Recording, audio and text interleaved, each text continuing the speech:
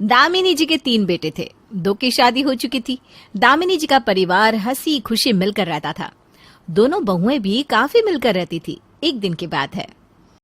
कावेरी बहू, खाना बनने में और कितना समय लगेगा? मुझे तेरी बुआ जी के यहाँ जाना है काम से। बस माँ जी, आधा घंटा और लगेगा, बन ही गया है। पिछले 2 घंटे से तू ये कह रही है आधा घंटा और आधा घंटा और। अरे घर में 2 बहुएं होने का कोई फायदा ही नहीं है। हर काम देरी से होता है। हाँ तो हम 2 ही है ना, और इतना बड़ा घर। मानसी दीदी बाहर का काम देखती है तो मैं रसोई संभालती हूँ। हाँ माँ जी, घर में 36 काम भी तो होते हैं, इसीलिए मैं कहती हूँ कि छोटी बहू ले आओ अब माँ जी। हम 3 रहेंगे तो आसानी होगी काम करने में। तभी छोटा बेटा रघु वहां आता है। आसानी ना भाभी ना, आपकी आसानी मेरी आफत हो जाएगी। अभी मुझे शादी नहीं करनी। अरे क्यों नहीं करनी शादी? घोड़े जैसा हो गया है। अब 25 की उम्र में नहीं करोगे तो क्या बुढ़ापे में करोगे शादी? दोनों बहुएं सास की बात पर हंसने लगती है। अब तुम दोनों क्या खी खी खी खी कर रही हो? जल्दी से खाना लाओ मेरे लिए, पेट में चूहे कूद कूद कर मरे जा रहे हैं। अपने चूहों को जिंदा रखने के लिए माँ मेरी बलि चढ़ाना चाहती है। अरे बेटे, क्यों मुनमुना रहा है मन में? देख, अब बहू तो आएगी ही जल्दी ही। वहीं कुछ ही दिनों में दामिनी जी एक सुंदर सुशील लड़की देखकर अपने बेटे रघु की शादी कर देती है। अरे वाह, अब तो देवरानी जी के आने से हम दोनों जेठानियों को आराम हो जाएगा। क्यों जेठानी जी? सासू माँ आराम करने देगी तब ना देवरानी जी। चलो देखते हैं। दामिनी जी ने सोचा था कि छोटी बहू के आ जाने से आराम होगा, लेकिन ये क्या, यहाँ तो युद्ध छिड़ चुका है शादी के अगले ही दिन। सुनो देवरानी जी, अब तक ये रसोई मैं संभालती थी, अब से ये तुम्हारी जिम्मेदारी है।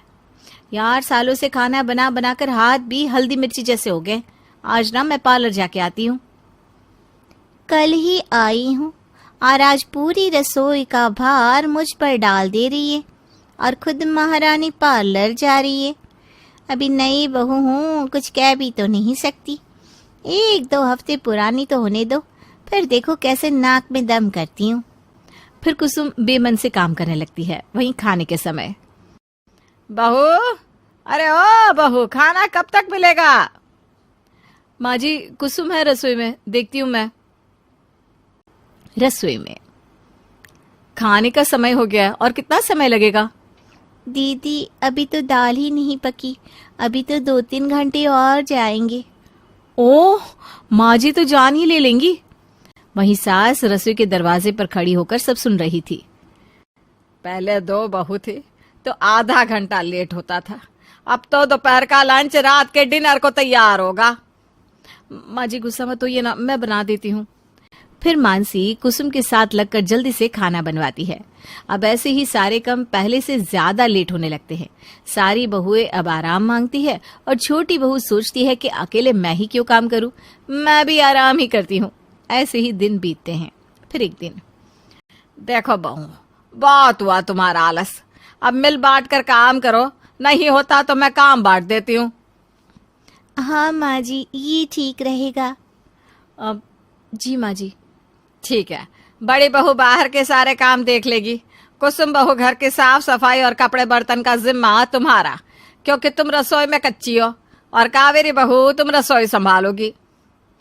जी माँ जी, ठीक है। फिर से रसोई मेरे ही जिम्मे क्यों? जी माँ जी। जी माँ जी। फिर तीनों बहुएं अपने अपने काम में लग जाती है। 1-2 दिन तो तीनों अच्छे से काम करती हैं, लेकिन फिर से तीनों के नखरे शुरू। हाय रब्बा, कितनी धूप है। ये माँ जी भी ना बहुत सयानी है, दोनों बहुओं को घर के काम दे दिए और सबसे मुश्किल काम मुझे दे दिया। अब मैं यहाँ सारा दिन धूप में काली हूँ और ये थैला भी कितना भारी है, मुझे तो चक्कर ही आने लगे। वहीं रसोई में, माँ जी ना हमेशा मेरे साथ नाइंसाफी करती है। मैं रसोई संभालती हूँ तो मुझे ही रसोई का काम देना था। अरे कुसुम को भी तो दे सकती थी, जिसको नहीं आता उसे सीखने भी नहीं देना। आसान आसान काम दोनों देवरानी जिठानी को बांट दिया, सबसे मुश्किल काम मुझे दे दिया। वहीं छोटी बहू भी काम करते करते इसी तरह बड़बड़ा रही थी। हाय मैया रे, मेरी तो कमर ही टूट गई। ये कपड़ा, बर्तन, झाड़ू पोछा करते हुए मैं नहीं हूँ तो मुझे आजमाने के लिए माँ जी ने सारा भार मुझ पे ही डाल दिया। दोनों जेठानियों को तो बस एक एक काम दे दिया और मुझे इतना सारा। अभी कपड़ों को छत पर से लाके प्रेस करके भी रखना है। बस जल्दी से पोछा लगा लूं, फिर करती हूँ। अब यहाँ फंस गई हूँ, क्या कर सकती हूँ। तभी धूप से तिलमिलाए हुए जिठानी थैला लेकर घर में आती है और ये भी नहीं देखती कि कुसुम पोछा लगा रही है। वहीं फर्श पर जिठानी के पैरों की छाप देखकर कुसुम तिलमिला जाती है। जेठानी जी, आंखें है या बटन? अरे आपका डेली का हो गया है ये तो। मैं काम करती रहती हूँ और आप बिगाड़ने आ जाती हो। मैंने अभी अभी पूरे घर में पोछा लगाया था, सूखने भी नहीं देती। कर दिया ना पूरा घर गंदा। अब कौन साफ करेगा इसे? तुम साफ करोगी, यही तो काम दिया है ना माँ जी ने तुम्हें। और ये तेवर ना मुझे मत दिखाओ तुम। बाहर का काम करके थकी हारी आई हूँ मैं। हाँ, तो बाहर का काम करके आपने जग थोड़ी ना लूट लिया। एक काम है, वो करने में भी आपको दिक्कत है। यहाँ मेरी तो कमर टूट गई। इतना आसान काम दिया है ना माँ जी ने, उसमें भी कमर टूटी जा रही है। जब 10 सामान लेने के लिए अलग अलग बाजार के चक्कर काटोगी ना धूप में, तब पता चलेगा हालत खराब होना किसे कहते हैं। तभी दोनों का झगड़ा सुन के कावेरी भी तिलमिलाकर वहां आती है। यहाँ तो सबको अपना अपना काम ही आसान लगता है, किसी को मेरी तो फिक्र ही नहीं है। 2 टाइम का खाना ही तो बनाती हो, और क्या काम है तुम्हें। सही बात है, ये तो मैं चुटकियों में कर लूं। देखा था वो तो पहले ही दिन दोपहर का खाना रात को दिया था तुमने। ये बड़ी चुटकियों में करने वाली। बस फिर क्या, तीनों देवरानी जेठानी का झगड़ा और भी बढ़ जाता है। अरे चुप हो जाओ तीनों, कब से भेड़ बकरी की तरह लड़े जा रही हो। जिसको जो काम दिया है करो, और मुझे अब कोई शिकायत नहीं चाहिए। सास की डांट सुनकर तीनों एक दूसरे को घूर कर बिना कुछ बोले काम में लग जाती है। वहीं खाने के समय जब सभी खाना खा चुके होते हैं, फिर तीनों बहुएं खाना खाने बैठती हैं। कुसुम, तुम्हारी थाली में तो पूरा खाना है, और हमारे लिए खीर। दीदी, खीर तो थोड़ी सी ही थी, तो मैंने सोचा आप दोनों को क्या दूं, मैं ही ले लेती हूँ, इसलिए। वाह वाह वाह देवरानी जी, ये सही है। अकेले अकेले सब खाओ, हम दोनों जेठानियां तो पागल है ना। मैंने तो ऐसा कहा नहीं, आपको तो बस झगड़ा करने का बहाना चाहिए। बस फिर क्या था, ऐसे ही तीनों में फिर से युद्ध शुरू हो जाता है। अब आए दिन तीनों कभी कपड़े, कभी बर्तन, कभी काम, तो कभी पति के पैसों को लेकर झगड़ा करती कि मेरा पति घर में ज्यादा पैसा देता है, तो दूसरी कहती नहीं मेरा पति। जिस कारण अब घर में रोजाना क्लेश होने लगता है। वहीं मोहल्ले वाले भी तीनों का झगड़ा देखकर खूब मजे लेते। ये सब देखकर दामिनी जी बहुत दुखी होती हैं। सोचा था 3 बहू रहेंगी तो मिलकर सेवा करेगी, यहाँ तो इनको क्लेश करने से फुर्सत नहीं, ऊपर से मोहल्ले में बदनामी हो रही है 100 अलग। क्या करूं भगवान, कहीं बहुओं पर राहु केतु तो नहीं सवार। नहीं नहीं नहीं, मैं कुछ सोचती हूँ, लेकिन करूँ क्या। एक काम करती हूँ, पंडित जी को बुला लेती हूँ। घर की पूजा हुए भी बहुत दिन हो गए हैं, शायद इसीलिए ऐसा सब हो रहा है। फिर दामिनी जी पंडित को फोन करके बुलाती हैं। आइए आइए पंडित जी, बहुआ पंडित जी के लिए चाय नाश्ता लेकर आओ। फिर तीनों बहुएं किचन में जाती है और तीनों में वहां भी झगड़ा होने लगता है कि सास ने किसी का नाम नहीं लिया तो वो क्यों लेके जाए। वहीं बहुओं के झगड़े का शोर बाहर तक आ रहा था। रहने दीजिए, मैं चाय नाश्ता करके आया हूँ। अब मैं लाती हूँ पंडित जी। फिर दामिनी जी तीनों बहुओं को साइड करके खुद पंडित जी के लिए चाय नाश्ता लेकर आती हैं। तो कहिए क्या समस्या है? समस्या से तो आप पहले ही मिल चुके हैं पंडित जी। क्या मतलब? मेरी तीनों बहुएं ये सारा दिन लड़ती रहती हैं, कोई काम नहीं करते पंडित जी। मैं तंग आ चुकी हूँ, क्या करूँ, आप ही कोई उपाय बताइए। ऐसा ही रहा तो मेरा घर में रहना दुश्वार हो जाएगा। मोहल्ले में भी तीनों बहुत बदनामी करवाती हैं, कहीं इन पे राहु केतु तो नहीं है। 3 तिगाड़ा काम बिगाड़ा। क्या मतलब पंडित जी? 3 तिगाड़ा काम बिगाड़ा, 3 तिगाड़ा काम बिगाड़ा, 3 तिगाड़ा काम बिगाड़ा। ऐसे ही पंडित जी तीन तिगाड़ा काम बिगाड़ा करते हुए अपना झोला लेके वहां से जाने लगते हैं। अरे पंडित जी, आप क्यों जा रहे हैं? कुछ तो कहिए। तीन तिगाड़ा काम बिगाड़ा। और पंडित जी वहां से चले जाते हैं। सास भी समझ जाती है कि ये झगड़ा तीन बहुओं के होने की वजह से है। ये तीन है तो सारे काम गड़बड़ हो रहे हैं। मतलब अगर दो रहेंगी तो सब सही है। मानसी वैसे भी बड़ी बहू है और पुरानी हो चुकी है, तो उसे वो ऊपर वाला कमरा दे देती हूँ और बाकी दोनों मेरे साथ रहेंगी। जिसके बाद सास मानसी को अलग कर देती है। अब आज मैं चैन की नींद सोऊंगी। अब घर में झगड़े नहीं होंगे। लेकिन ये क्या, आधी रात में सास को तीनों के लड़ने की आवाज आती है। कावेरी दीदी, पक्का जिठानी जी ने माँ को कोई घुट्टी पिलाई है, तभी तो माँ जी ने इन्हें अलग कर दिया और अकेले अब ऊपर वाले फ्लोर पर जाकर राज कर रही है। इतने दिनों से खाना बना बना कर खिला रही हूँ सबको, और जब राज भोगने का समय आया तो सारा राजपाट इन्हें। ये ठीक नहीं है। मुझे मत सुनाओ, मैंने माँ जी को नहीं कहा अलग करने को, समझी ना? अब जाओ यहाँ से, मुझे सोने दो। अब यहाँ दिखाई मत देना, लड़ाकू कहीं की। फिर बाकी दोनों बहुएं सास से लड़ने लगती है। ये देखकर सास अब और भी ज्यादा परेशान हो जाती है और फिर बाकी की दो बहुओं को भी ऊपर के 2 फ्लोर दे देती है। जिसके बाद घर में शांति हो जाती है और तीनों बहुएं अपने अपने घर में मजे से रहने लगती है। और फिर तीनों पंडित जी के पास जाकर कहती हैं, पंडित जी, ये लीजिए आपके पैसे। अच्छी एक्टिंग की है आपने माँ जी के सामने, शुक्रिया। शुक्रिया पंडित जी।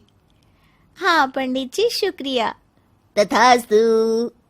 गरिमा और विक्रम की एक हफ्ते पहले ही सगाई हुई थी, पर इस एक हफ्ते में ही इन दोनों में इतना बदलाव आ गया था जिसकी किसी को उम्मीद नहीं थी। विक्रम, जो पहले घर का खाना खाना ही नहीं चाहता था, वो आजकल घर पर अपनी माँ के हाथों का बना खाना खा रहा था। वो गरिमा, जो सुबह के 10 बजे के पहले उठना ही नहीं चाहती थी, जिसे साज सिंगार बिल्कुल पसंद नहीं था, वो सुबह 7 बजे उठकर खुद को ग्रूम करने लगी थी। एक सुबह झाड़ू लिए ममता अपनी बेटी के कमरे में आती है। ड्रेसिंग टेबल के सामने बैठी गरिमा अपने बालों को कंघी कर रही थी। अरे ये क्या अजूबा देख लिया मैंने। हाफ पैंट में घूमने वाली मेरी बेटी ने आज तो सूट पहना है। एक मिनट जरा चेहरा तो दिखा है। लिपस्टिक लगाई है तूने। सब ठीक तो है ना बेटा? जरा सर इधर ला तो, बुखार कहीं सर पर तो नहीं चढ़ गया तेरे? उफो मम्मा, आप भी ना बहुत मजाक करती हैं। लाइए ये झाड़ू मुझे दीजिए, मैं अपने कमरे की सफाई कर लूंगी, तब तक आप बाकी काम कर लो। तुम मुझसे नाराज है क्या बेटा? क्या बात हो गई? इतनी सुबह उठी है और अब झाड़ू भी खुद करना चाह रही है। देखो मम्मी, अब मैं कितने ही दिन रहने वाली हूँ इस घर में, मुश्किल से 60 दिन। अब अपने ससुराल के हिसाब से खुद को बदलना तो पड़ेगा ही ना। और हाँ, आज मैंने दोपहर में विक्रम को लंच के लिए बुलाया है, इसीलिए जल्दी उठी हूँ। यहाँ झाड़ू लगाने के बाद सीधा किचन में दोपहर के खाने की तैयारी के लिए चली जाऊंगी, तो तब तक आप नाश्ते का काम क्लियर कर लो। मेरे टाइम में मुझे कोई झिकझिक नहीं चाहिए। हाँ बेटा हाँ, नहीं आऊंगी तुझे डिस्टर्ब करने। ससुराल में जब 24 घंटे रसोई में अकेले रहना पड़ेगा ना, तब याद आएगी माँ की। यह गरिमा अपनी माँ को अपनी बातों से इम्प्रेस कर रही थी, तो वहाँ विक्रम नाश्ते के टेबल पर अपने बेटे को खाना परोसती उषा कहती है, दोपहर में क्या बना लूं बेटा? दाल चावल भिंडी खा लेगा या कढ़ी बना लूं? अरे कुछ भी बना लीजिए उषा जी। आजकल देख नहीं रहे, आपके बेटे ने खाने को लेकर ड्रामे करने बंद कर दिए। पहले तो ये नहीं खाना मम्मी, वो नहीं खाना। अब जैसा ही लगा कि बीवी आने वाली है, वो तो इतना ड्रामा सहेगी नहीं, तो आ गया लाइन पर। ऐसी कोई बात नहीं है जी, ये होता है कुंडली मिलाकर रिश्ते करने का प्रभाव। मैंने कहा था ना, अगर कुंडली सही से मिले तो इंसान का नेचर अपने आप बदलने लग जाता है। कुंडली का तो पता नहीं मम्मी, खुद को बदलने की इच्छा भी होनी चाहिए। और जितना मैं गरिमा को समझ पा रहा हूँ, पापा वो मेरे सारे नखरे आराम से उठा लेगी। और हाँ मम्मी, जहाँ तक रही दोपहर के खाने की बात, तो दोपहर में कुछ भी बनाने की जरूरत नहीं है। मेरे कुछ दोस्तों ने आज बाहर मिलने का प्लान किया है, तो मैं बाहर ही खा लूंगा। और अपनी माँ से झूठ कहकर विक्रम पहुंच जाता है गरिमा के घर, जहाँ अपने होने वाले पति के लिए गरिमा ने खाने के इतने डिशेस बनाए थे कि पूरा डाइनिंग टेबल भर गया था। सुबह से लगी पड़ी है ये आपके लिए लंच तैयार करने में बेटा जी। अब फाइनल टेस्टिंग कीजिए और बताइए कैसा बना है सब कुछ। दाल तड़का, काजू के चावल, नान, पनीर की सब्जी, मशरूम की सब्जी, बाप रे बाप, इतना सब बनाने की क्या जरूरत है गरिमा। देख लो, ये सब करके तुम मेरे एक्सपेक्टेशंस हाई कर रही हो, फिर शादी के बाद ऐसा ही टेस्टी खाना मांगूंगा मैं, फिर मत कहना। सिर्फ इतना ही नहीं, शादी के बाद तो मैंने सोचा है कम से कम 5 तरह की सब्जियां बनाऊंगी, पर अगर तुम सस्ते में निपटाना चाहती हो तो कोई बात नहीं। इसी तरह दिन बीत रहे थे और आज के हर दिन के साथ गरिमा और विक्रम के बीच का प्यार बढ़ता ही जा रहा था। इसी तरह प्यार प्यार और प्यार के साथ सगाई और शादी के बीच के 3 महीने यूं निकल जाते हैं और गरिमा और विक्रम की शादी हो जाती है। शुरुआत में तो सब कुछ अच्छा ही चल रहा था, दोनों एक दूसरे के लिए कस्में वादे निभा भी रहे थे। फिर दोनों हनीमून से होकर आते हैं और वापस से विक्रम अपने काम पर लग जाता है और गरिमा पर आ जाती है रसोई की जिम्मेदारी। एक सुबह, अरे बहू बना दिए क्या पराठे? या सारी खातिर सिर्फ विक्रम की होगी? हाँ मम्मी जी, बस बना ही रही हूँ। कितना काम हो जाता है ससुराल में। किसी ने सच कहा है, हनीमून पीरियड इतना शॉर्ट पीरियड का होता है कि उंगलियों पर गिना जा सके। वहाँ पापा जी नाश्ता मांग रहे हैं और यहाँ बस आलू ही उबले, कुछ भी तैयार नहीं है।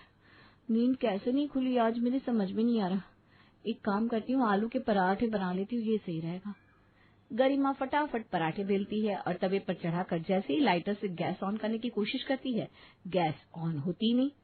हे भगवान, पहले आटा खत्म हो गया तो आटा लेकर आना पड़ा, अभी गैस भी ऑन नहीं हो रही है, कहीं गैस खत्म तो नहीं हो गई। गरिमा चेक करती है तो समझ में आता है कि गैस तो खत्म हो चुकी है, तो नया सिलेंडर लगाना पड़ेगा।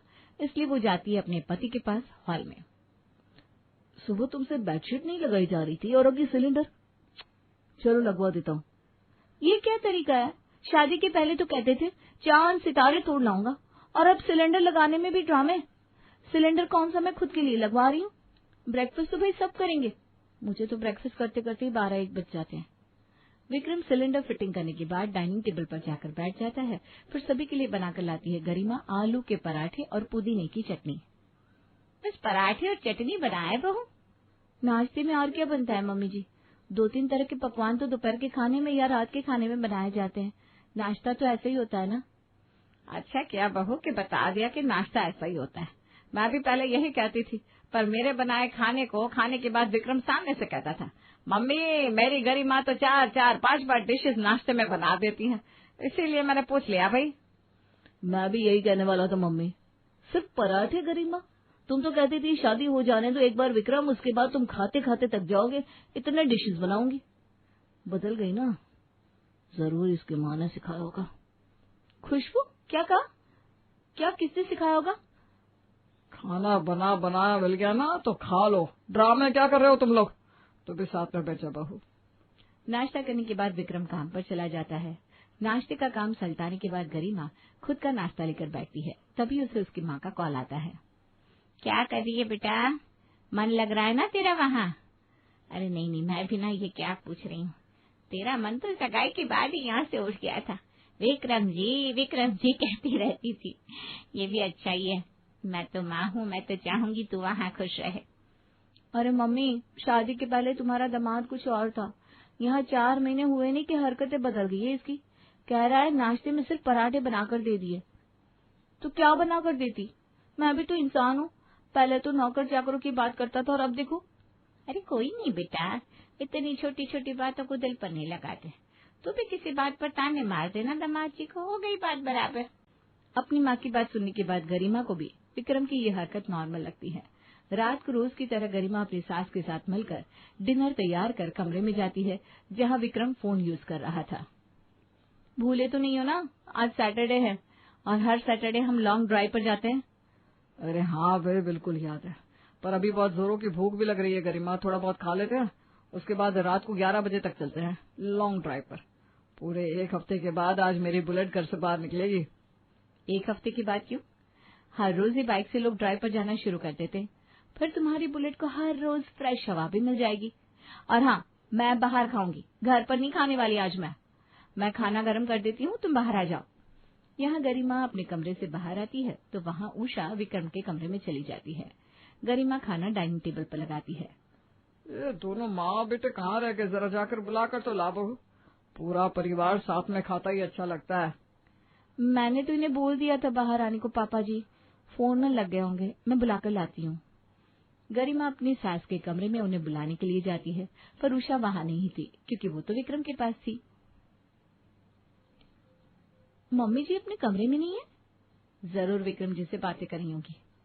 गरिमा जैसे ही अपने कमरे में जाती है, उषा कहती है, अरे तो बुलाने क्यों आ गई बहू, मैं आ रही थी। ये कहकर उषा कमरे से बाहर चली जाती है। गरिमा, वो मैं क्या कह रहा था कि हम रात का प्लान कैंसिल कर सकते हैं क्या? मेरा मतलब है, बाइक में इस तरह इतनी रात गए घूमना ठीक नहीं है ना। ये क्या बात हुई? पहले भी तो घूमते थे हम। उस वक्त तो हमारी शादी भी नहीं हुई थी। मेरे घर से उठाकर मुझे घुमाने लेकर जाते थे तुम। पहले की बात अलग थी गरिमा, पर अब 11 बजे निकलेंगे हम तो कम से कम लौटने में 1-2 तो बज ही जाएंगे, क्योंकि तुम्हें चाय पीनी होती है, वो भी ग्रेजुएट चाय वाली की, जिसके लिए 40 किलोमीटर दूर जाना पड़ता है। 40 किलोमीटर जाना, 40 किलोमीटर आना। आने जाने में कम थकावट थोड़ी ना होती है। फिर उसके बाद सुबह ऑफिस जाने के लिए मुझसे उठा नहीं जाता। शादी के पहले तो मुझे रॉकेट में बैठकर मंगल ग्रह तक ले जाने को तैयार थे तुम, और अब ये अपनी माँ से बैठकर बातें करो और यही सब सीखो तुम। पर तुम माँ को बीच में क्यों ला रही हो गरिमा? बदली तो तुम भी कम नहीं हो, अपनी माँ से ही सीखा होगा तुमने भी। अपने बेटे के कमरे से आती आवाजें सुन महेश हॉल से आवाज लगाता है, अरे क्यों परेशान कर रहा है बहू को? बहू तू उसे रहने दे, तू आजा बैठ जा खाने पर। अब तो ना चाहते हुए भी बैठना ही पड़ेगा ना पापा जी। डिनर के बाद आज विक्रम अपनी बीवी को घुमाने लेकर जाता ही नहीं। गुस्से में अगली सुबह गरिमा भी नाक चढ़ाए विक्रम के पर्सनल काम न करने की ठान लेती है। सुबह सुबह नहाकर तौलिया बांधे विक्रम बाथरूम से बाहर आता है। ये क्या बात हुई? आज गरिमा बेड पर कपड़े रखना भी भूल गई। रोज तो सब कुछ सेट करके जाती है। खुद ही कबर्ड से कपड़े निकालकर विक्रम तैयार होने लगता है। तभी फोन पर अपनी माँ से बात करती हुई गरिमा कमरे में आती है। आजकल मर्दों को लगता है कि वही काम करते हैं, क्योंकि वो बाहर कमाने जाते हैं। हम औरतें तो जैसे घर पर बैठकर झक मारती है ना। मेरी बेल्ट कहाँ रखी है गरिमा? तुम्हारे भी 2 हाथ है, मेरे भी 2 हाथ है। मैं अपने उन 2 हाथों से पूरे घर का काम करती हूँ। तुम अपने 2 हाथों से सिर्फ अपना काम भी नहीं कर पा रहे हो। बाइक चलाने में तुम्हें थकावट हो जाती है ना, तो मुझे भी बेल्ट निकाल कर देने से थकावट हो जाएगी। खुद ढूंढ लो अपनी बेल्ट। अपनी ढीली पैंट को संभालते हुए विक्रम कुछ देर बाद बाहर डाइनिंग टेबल पर नाश्ते के लिए बैठता है। ये क्या? कल पराठे, आज पोहे। धीरे धीरे जितना काम से बचा जा सके उतना बचने की पूरी कोशिश की जा रही है। गरिमा, लगता है ये सब तुम अपनी माँ से सीख रही हो। वही तो बात है, कोशिश तो करती हूँ, पर मेरी माँ है ना, वो सिर्फ संस्कार देना जानती है, वरना सामने आज पोहा भी नहीं होता। क्या तुम दोनों हर वक्त एक दूसरे को टॉन्ट मारते रहते हो? तू भी बहू समझा कर, अगर कुछ अच्छा खाने का मन होता है विक्रम को तो खिला दिया कर। तेरा भी कोई फर्ज है कि नहीं अपने पति की तरफ? वाह मम्मी जी वाह, आप तो खिलाड़ी निकली। पहले खुद सारा रायता फैलाया और अब सीधी बन रही है। क्या मैं नहीं जानती विक्रम को रात को मुझे घुमाने ले जाने के लिए किसने मना किया था? अच्छा, मैं क्या कह रही थी बहू, आज सुबह ना पारुल का फोन आया था। उसके घर पर उसके ननद और नंदोई आने वाले हैं, तो खाने की तैयारी करना जाना होगा। चली जाएगी क्या तू? मैंने अभी तक तो कुछ कहा नहीं, तू हाँ में भरेगी तभी हाँ करूंगी। हाँ मम्मी जी, इसमें क्या प्रॉब्लम है? बस यही काम था मम्मी जी, या कुछ और भी? अरे हाँ बहू, तेरे पास लाल रंग की वो साड़ी नहीं है क्या जो तू अपने मायके से लेकर आई है?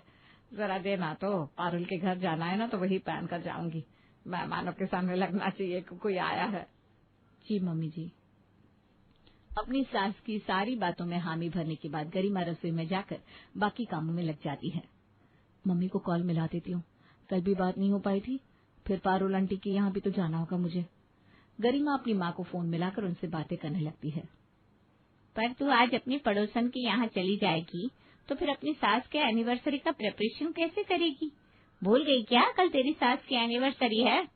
ओ मम्मी, सही याद दिलाया आपने। ये बात तो दिमाग से ही निकल गई थी मेरे। अगर मैं पारुल आंटी के यहाँ चली गई तो कल एनिवर्सरी के लिए रेस्टोरेंट बुकिंग का काम, मम्मी जी के लिए गिफ्ट लेना और बाकी सारे काम कब करूंगी?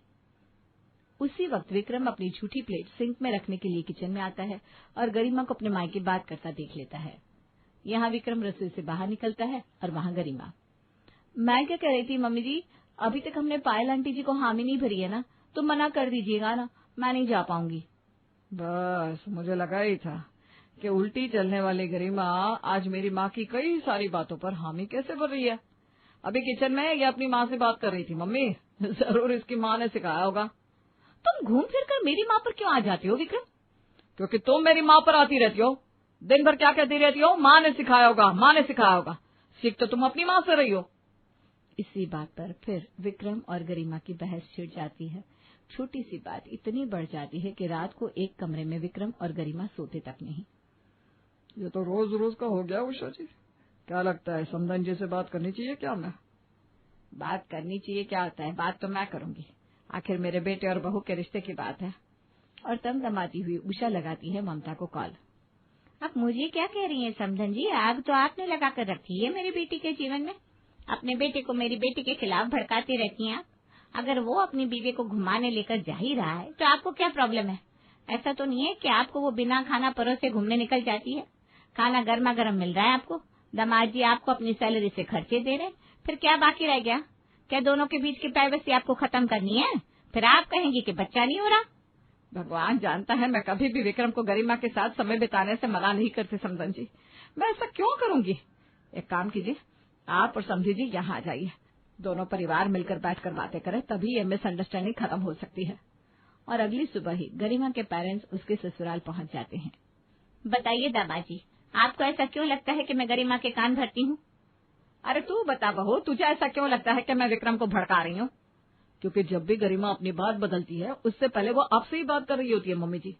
जैसे कि उससे पहले तो मम्मी से कहा कि वो पारुल आंटी के पास जाने को तैयार है, फिर उससे आपसे बात की और पारुल आंटी के यहाँ जाने से मना कर दिया। जैसे कि पहले विक्रम ने मुझे कहा था कि वो मुझे घुमाने लेकर जाएगा और शादी के पहले मुझे घुमाने लेकर जाता भी था। रात को घूमने की बात फाइनल करके जैसे ही मैं कमरे से बाहर आई, आप कमरे में चली गई मम्मी जी। इन 10 मिनट में भगवान जाने आपने क्या बातें की विक्रम से कि उसने प्लान ही कैंसिल कर दिया। वो तो एक इंसिडेंट था, ऐसा तो कई बार हुआ है। खैर वैसे भी अब इन बातों से कोई फर्क नहीं पड़ता। मम्मी मैं तुम्हारे साथ ही चलूंगी, मुझे यहाँ नहीं रहना है। विक्रम वो नहीं है जो शादी के पहले था। बदली तो तुम भी हो गरिमा। शादी के पहले तो तुम कहती थी बाबू मैं तुम्हें अपने हाथों से खाना बनाकर खिलाऊंगी, 10 तरह के पकवान बनाऊंगी। पहले तुम मुझसे रात रात भर बातें करती थी और अब रसोई से आते ही सो जाती हो। तुम्हारे वादे ये करूंगी वो करूंगी, क्या हुआ उन वादों का? जब तक लोग दूर रहते हैं वादे आराम से किए जा सकते हैं बेटा। असली परीक्षा तो शादी के बाद शुरू होती है। उस वक्त तुम दोनों पर कोई जिम्मेदारी नहीं थी, इसलिए वो खुशी खुशी तुम्हारे लिए अलग अलग तरह के डिशेस बनाकर खिलाती थी। यहाँ उस पर घर के तीनों वक्त खाना बनाने की जिम्मेदारी है, जैसे कि तुम पर काम की जिम्मेदारी है। इतनी छोटी छोटी बातों पर रिश्ते नहीं टूटते बेटा। तुम दोनों को समझना होगा कि यही तुम दोनों की रियलिटी है। ना ही बहू को उसकी माँ कुछ सिखा रही है, ना ही तुझे तेरी माँ। अगर आपस में कोई प्रॉब्लम है तो एक दूसरे से बात करो और सॉल्व करो। अब विक्रम और गरिमा समझ जाते हैं कि वो इस छोटी सी प्रॉब्लम को बहुत बड़ा बना रहे थे। शादी के पहले वो जिस ख्यालों की दुनिया में थे वो अक्सर ख्यालों में ही होती है। अब उनका सामना रियलिटी से है।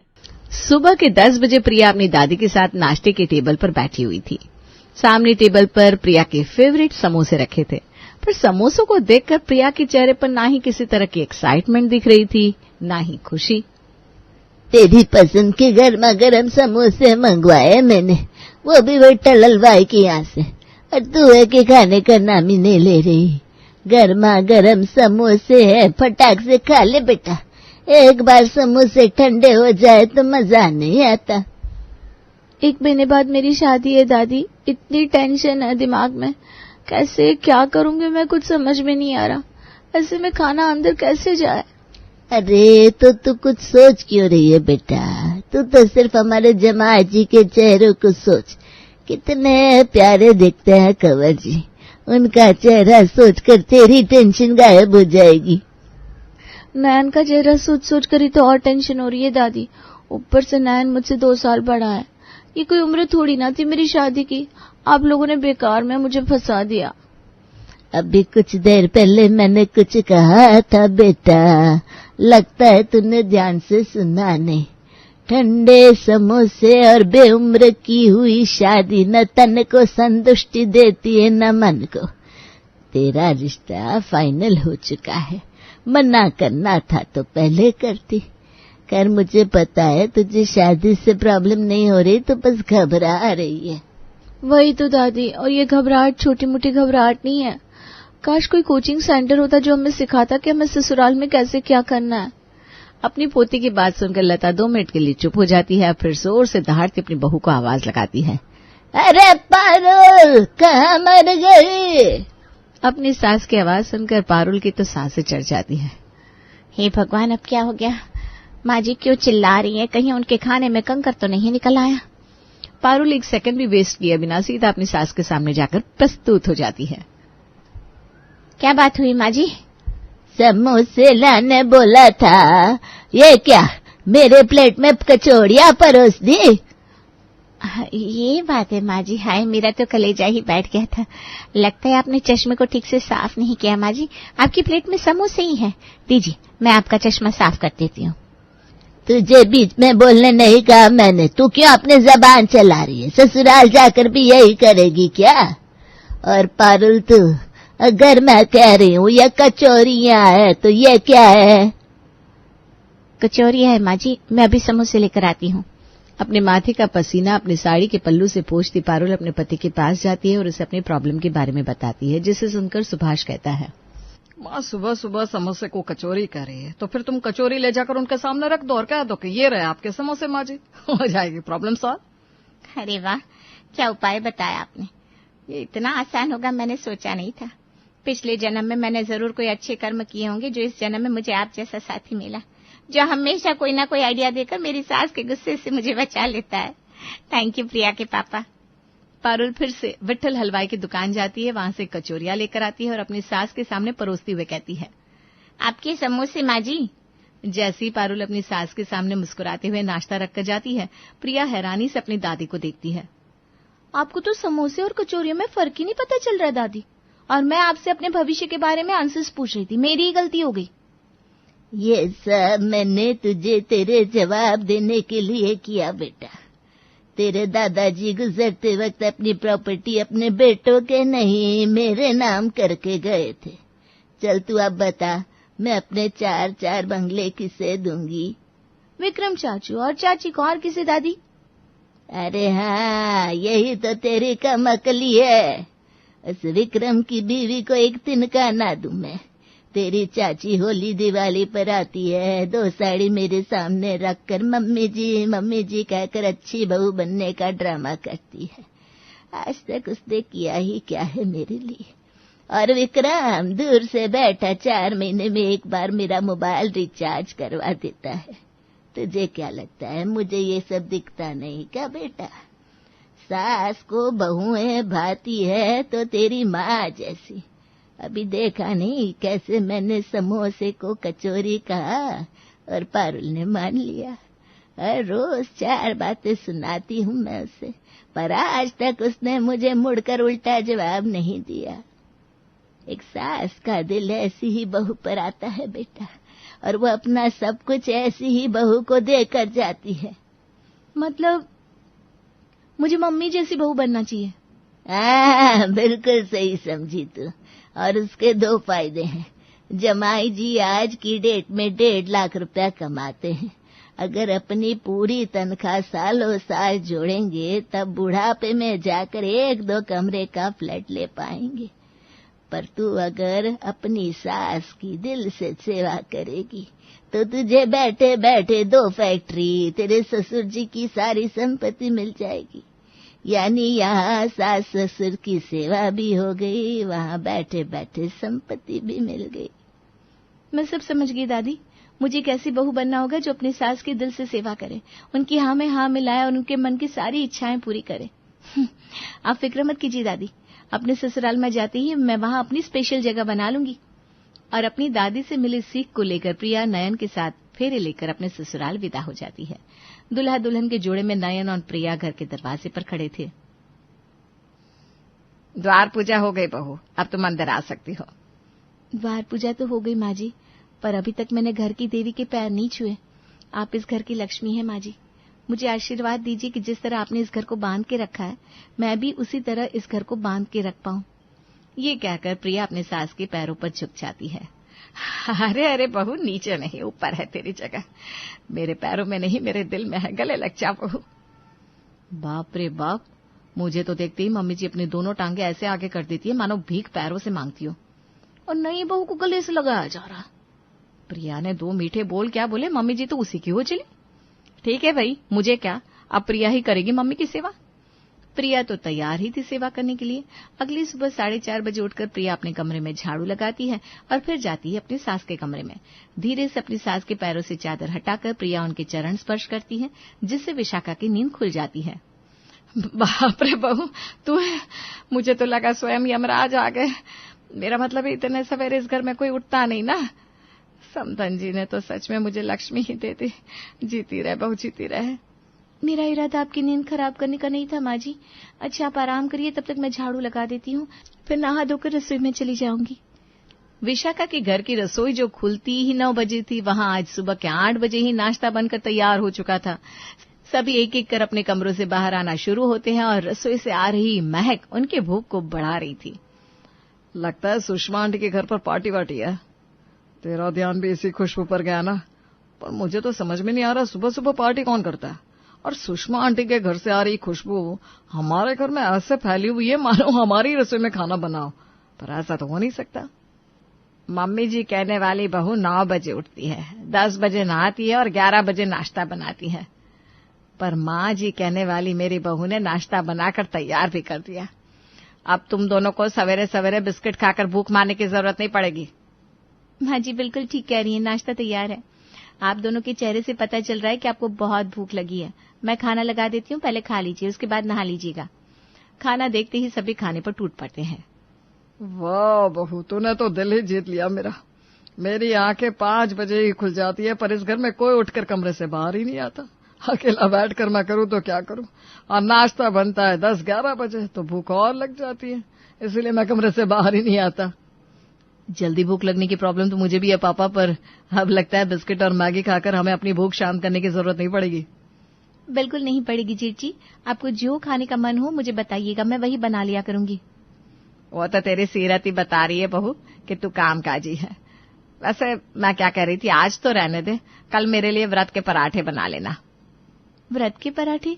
ये कौन से पराठे हैं, पहली बार नाम सुना है। अब बना दूंगी मम्मी जी, व्रत के पराठे बन जाएंगे। प्रिया के आने से उसके ससुराल की रंगत ही बदल गई थी। सभी की जुबान पर सिर्फ प्रिया प्रिया प्रिया रहने लगा था, खास करके विशाखा के। रात को रसोई में खाना बनाते वक्त प्रिया अपनी जिठानी से पूछती है, भाभी ये व्रत के पराठे कैसे बनते हैं? 2 वक्त हुआ नहीं काम करते कि भाभी की याद आ गई मैडम जी को। मुझसे किसी हेल्प की उम्मीद मत करो प्रिया। ये कहकर स्मृति पिज्जा बनाने लगती है। अरे स्मृति, ये क्या कर रही हो? ये बहुत अच्छा मौका है अपनी देवरानी की इज्जत सभी के सामने गिराने का। अरे बाबा प्रिया, मैंने कह दिया तूने मान भी लिया। तेरी जिठानी हूं मैं, तुझसे जरा हंसी मजाक भी नहीं कर सकती क्या? व्रत के पराठे बनाने इतने आसान नहीं होते, उसके लिए आपको व्रत में रहना पड़ता है, तब जाकर पराठे बनाने होते हैं। अच्छा, थैंक यू भाभी, हो जाएगा हो जाएगा। अगली सुबह प्रिया कुछ खाए पिए बिना सभी के लिए नाश्ता बनाती है, खास करके अपनी सास के लिए पराठे बनाकर उनके सामने परोसती है। नाश्ता बन गया है बहू या कुछ और बनाना बाकी है? मम्मी जी बना तो दिया, कुछ और भी बनाना है क्या? अरे बहू, कल तेरी सास ने तुझे व्रत के पराठे बनाने को बोला था ना? जी पापा जी, याद है। अरे ठीक है ना जी, नाश्ता बना दिया है बहू ने, अब बात को आगे मत बढ़ाइए। कभी अच्छी तरह से व्रत के पराठे भी बना देना बहू। ठीक है माँ जी, मैं बना दूंगी, उसमें मेहनत ही क्या लगती है।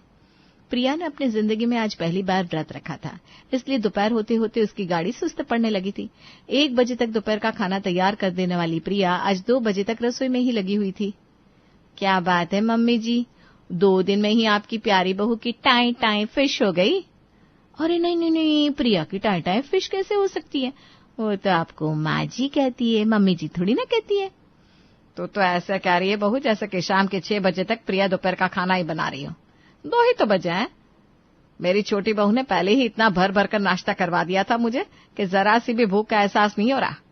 तेरी तरह नहीं है जो नाश्ते में सामने चाट बनाकर या मैगी बनाकर रख दे। मैंने ही प्रिया को कहा था इतनी जल्दी जल्दी दोपहर का खाना बनाने की जरूरत नहीं है।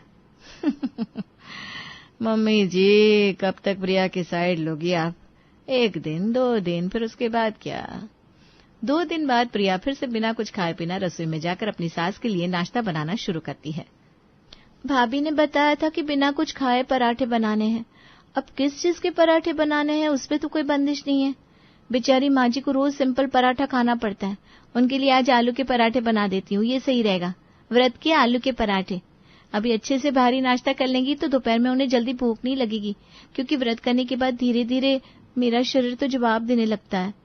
अपनी सास के लिए प्रिया ये कुरकुरे आलू के पराठे बनाती है और उस पर बटर रखकर दही के साथ परोसती है। हम सब के लिए आलू मटर की सब्जी, बैंगन की सब्जी और मम्मी के लिए आलू के पराठे, ऐसा क्यों प्रिया?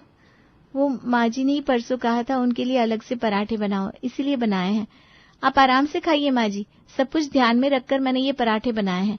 आप ऐसा मत सोचिएगा कि खाना बनाते वक्त मैंने मुंह झूठा कर लिया, बिल्कुल भी नहीं। मैंने बिना कुछ खाए ही नाश्ता बनाया है। ये तीसरी बार हो रहा है बहू, अपने मन का ही नाश्ता बनाना होता है तो मुझसे मेरे मन की पूछती क्यों है? और तू खाए या ना खाए इससे मुझे क्या? मैंने तेरे खाने पर पाबंदी थोड़ी ना लगाई है। मुझे तो मेरे व्रत के पराठे दे दिया कर। अपनी प्यारी सास के मुंह से ये कड़वी बातें सुनकर प्रिया फूट फूट कर रोने लगती है। क्या हुआ मम्मी जी, पराठे अच्छे नहीं लगे क्या? यहाँ रोज रोज आपकी पसंद नापसंद का ध्यान रखते हुए प्रिया आपके लिए खाना बनाती है और आप है कि खुशी नहीं होती, इसीलिए ना बहुएं धीरे धीरे कर बदलने लगती है। आप कोयले को कूट कूट कर राख बना दोगे तो राख उड़कर आंखों में चुभन ही देगी ना। खैर मुझे उससे क्या, सास बहू की आपस की बात है, आप खुद समझ लीजिए। स्मृति यही तो चाहती थी कि उसकी सास और देवरानी के बीच प्रॉब्लम हो जाए, और आज उस प्रॉब्लम की शुरुआत हो ही जाती है। शाम को रसोई में काम करते करते प्रिया की आंख झपकी जा रही थी, जिसे देखकर स्मृति कहती है, आए हुए 10 दिन नहीं हुए लड़की को और 3 बार व्रत करवा दिया मम्मी जी ने। खुद औरत होकर दूसरी औरत पर इतनी ज्यादती कैसे कर सकती हैं? खुद सोचना चाहिए ना मम्मी जी को कि भूखे भूखे कोई तीनों वक्त का खाना बनाए तो बनाए कैसे। वैसे मम्मी जी से ज्यादा गलती तो मुझे तुम्हारी लगती है प्रिया, उनकी हर बात पर हामी भरोगी तो यही होगा ना। मुझे भी कई बार मम्मी जी ने कहा है कि व्रत के पराठे बना दो, मैं तो साफ मना कर देती हूँ। अरे भाई हम भी तो इंसान हैं, शरीर से आगे कितना ही करेंगे। अच्छा छोड़ो, अब जो हुआ सो हुआ, तुम जाकर ना आराम से सो जाओ। आज शाम का चाय नाश्ता रात का खाना मैं देख लूंगी। थैंक यू भाभी, अगर आप न होती तो पता नहीं सब कुछ कैसे मैनेज होता। प्रिया रसोई का काम अपनी जेठानी पर छोड़कर निश्चिंत होकर अपने कमरे में जाकर सो जाती है और रसोई की मालकिन बन जाती है स्मृति। शाम को चाय नाश्ते की जगह स्मृति सभी को कोल्ड ड्रिंक और चिप्स सर्व करती है। ये फिर से कोल्ड ड्रिंक कैसे आ गया मेरे सामने? हम तो शाम को चाय पीते हैं। जा बहू, जाकर प्रिया को कह दे वो चाय बना देगी। कोल्ड ड्रिंक नहीं पीनी है पापा जी तो मैं उठाकर ले जाती हूँ, क्योंकि चाय भी नहीं बनने वाली आज। आपकी प्यारी प्रिया बहू अपने कमरे में खर्राटे मार रही है। विश्वास नहीं होता तो जाकर देख लीजिए ना। अरे नहीं नहीं नहीं, मुझे भ्रम हुआ होगा, वरना मम्मी जी को माँ जी कहने वाली भोली भाली प्रिया ऐसा थोड़ी ना करेगी।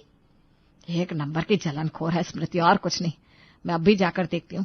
जितना मैं प्रिया को समझ पाई हूँ वो इस तरह काम छोड़कर सोने वालों में से नहीं है। विशाखा प्रिया के कमरे के बाहर जाती है और बाहर से देखती कि वो सच में सो रही है।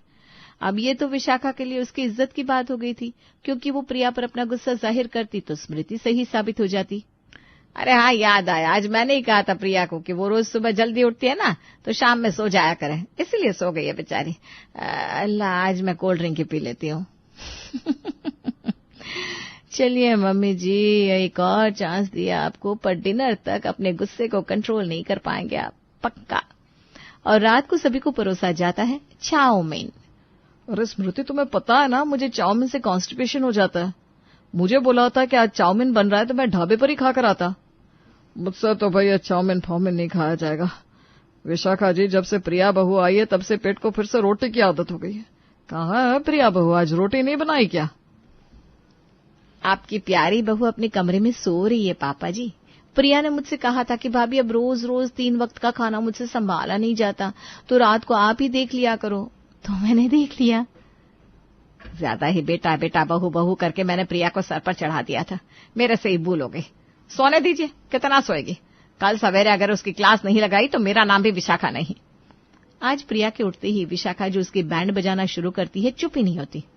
गांव गांव भर के घूम घूम कर सभी से कह रही थी मैं कि मेरे घर अन्नपूर्णा आ गई है, पर ये क्या बहू, तूने मेरे साथ ही धोखा करना शुरू कर दिया। व्रत के पराठे कितनी बार मांगे मैंने तुझसे, तूने कभी नॉर्मल पराठा दे दिया, कभी आलू का, और कल तो तू खाना बनाए बिना ही सो गई। मैं बोझ हूं क्या तुझ पर? भगवान जानता है माँ जी, मैंने व्रत में रहकर ही पराठे बनाए थे, ऐसे ही तो बनते हैं व्रत के पराठे। ये सुनते ही विशाखा अपना सर पकड़कर बैठ जाती है। उसे समझ में नहीं आता कि वो अपनी बहू के साथ किए अपने व्यवहार के लिए उससे माफी मांगे या अपनी बहू की नादानी पर मुस्कुराए। छोटी बहू, अगर तुझे पता नहीं था कि व्रत के पराठे कैसे बनते तो मुझसे पूछ लेती। तो कोई देवी तो है नहीं कि सब कुछ पेट से ही सीख कर आई है। व्रत के पराठे कुट्टू के आटे से बनते हैं या फिर सिंघाड़े के आटे से? और तुझे यह किसने कहा कि व्रत में रहकर व्रत के पराठे बनाते हैं? बच्चा जरा कमजोर हो तो क्या माँ उससे कम प्यार करती है? नहीं ना, तो आप मुझ में और भाभी में ये भेदभाव क्यों करती हैं? उन्हें भी अपने मन से अपना कर देखिए ना, सब अच्छा हो जाएगा। स्मृति ने तो प्रिया की इमेज खराब करने की कोशिश की थी, पर प्रिया ये समझने के बाद भी स्मृति की ही साइड लेती है, जिसे देखकर स्मृति की आंखें भर जाती हैं। इस दिन के बाद विशाखा अपनी दोनों बहुओं में भेदभाव करना छोड़ देती है और पूरा परिवार खुशहाल हो जाता है।